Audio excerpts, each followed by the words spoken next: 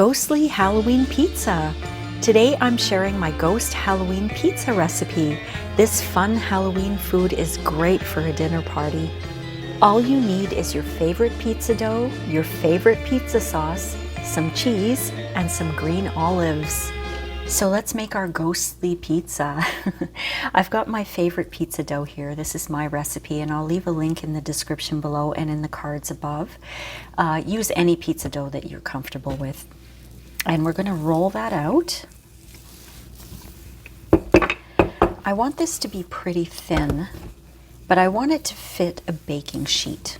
So if you get that idea, that you want to make sure it fits your baking sheet, whatever baking sheet you're going to use, make sure you roll it out so that it'll fit that. This is a thin crust pizza dough, so I can roll it out quite thin.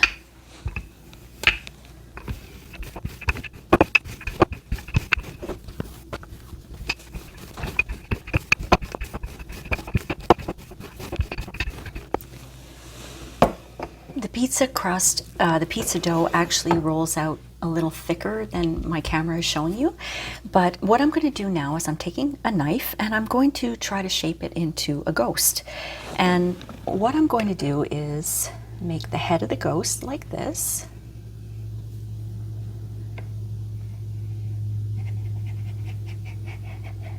Like that. I know it's off camera here, but I'll show you after what it looks like. And I'm just going to keep this is the end here, I'm going to keep it as is, and then make a round shape here. And you can save the pizza dough and make little, little mini pizzas.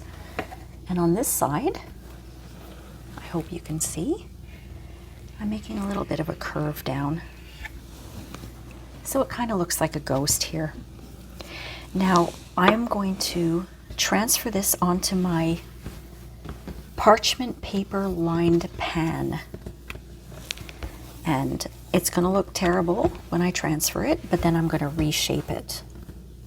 I've transferred my pizza dough onto my parchment lined pan here. And now I'm just going to reshape it a little bit to make it look like a ghost. I have a tiny little oven, so my pans are small. So I'm limited to the size of the pizza ghost I can make. But I want it to look kind of ghostly. Making the arms a little round.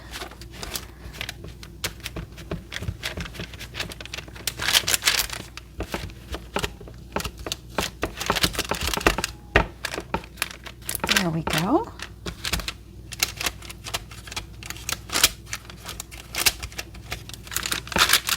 Now I'm just going to let that sit until my oven is ready. I'm going to preheat my oven to the highest degree I have, which for me is 450. The oven actually says that it goes up to 500, but I don't believe that. I've put a thermometer in there, and the highest that it'll go up to is 450. So I have a pizza stone in my oven, which helps to increase the heat, because when you're making pizza at home, it's very, very hard to get it just like what you would have in a restaurant, because most home ovens don't go up to the degree of temperature that a pizza oven does, which is sometimes up to 800 degrees Fahrenheit. So we home pizza makers often deal with soggy crusts and things like that, but we try our best. And I think that the thin crust pizza works best for a home pizza, making pizza at home. So I'm going to let my oven heat up for at least a half an hour, so it's really, really nice and hot. And in the meantime, this is going to just stay put and rest. And just to keep it safe, I'm just going to drape a piece of parchment paper on top of it. I'm not going to push down, just to keep dust or flies. It's fruit fly season here. So I'm just going to keep it like this while the oven heats up. My oven has been heating up for 35 minutes right now, so I think my pizza's ready to go in. And what I usually do is I put my pizza dough into the oven without the toppings for 1 to 2 minutes to pre-cook it. I find that helps a lot with the sogginess. So I've got another pan here, and I'm just going to transfer the pizza into my other pan, because my parchment paper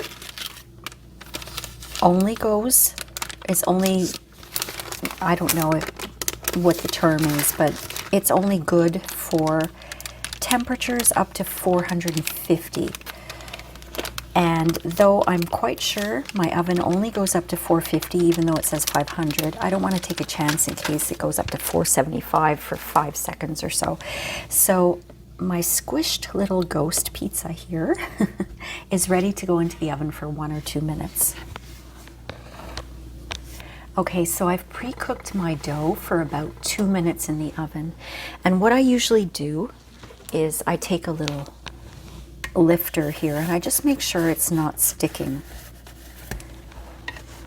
So everything's fine, it's not sticking. So I'm gonna start putting my toppings onto my ghost pizza. Now I have some pizza sauce here. It's my homemade pizza sauce. I can put a link in the description below and in the cards.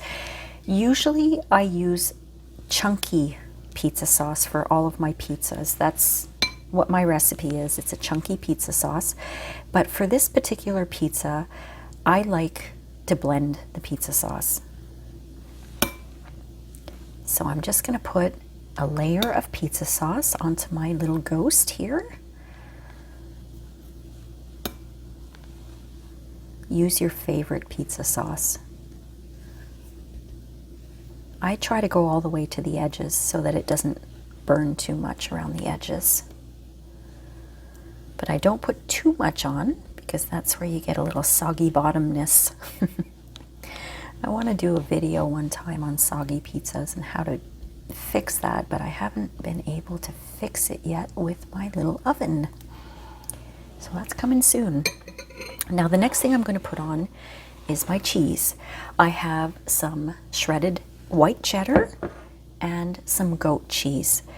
You could use mozzarella, of course. Most people use mozzarella on their pizza. This is just my preference. I like cheddar and I like goat cheese. I have made this with Parmesan cheese, mozzarella, cheddar, and goat cheese.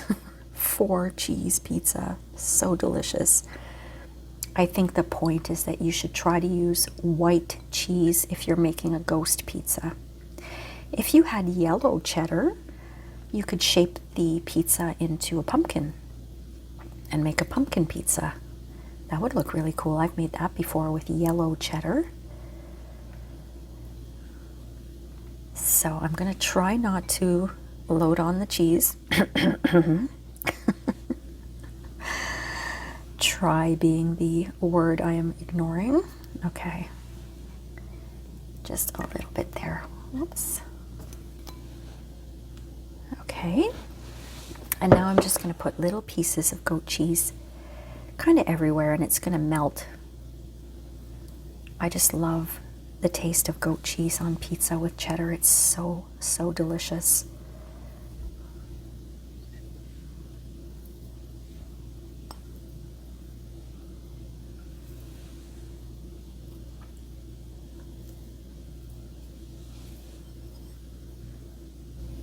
Now you're going to put your pizza into the oven. Now the thing with pizza, it varies depending on your oven. My oven does not get very hot, so I basically put the pizza in for about 5 minutes until I see that the edges of the crust is starting to very, very lightly brown. And then I switch the broiler on. And I let it broil until I see that the cheese is melted and sometimes browned. It depends. I don't want my crust to burn. So it's going to depend on your oven. But I would say put it in your oven for about 5 minutes and then turn the broiler on. So let's do that. Ooh, this smells so good. As you can see, some of the cheddar sort of melted out onto the pan. Don't disregard that. It tastes amazing. That's your special little treat for making the pizza. Now the finishing touches are green olives. I want to put a few green olives on, sort of for the eyes. Make sure they have pimentos in them, and you could use black olives too.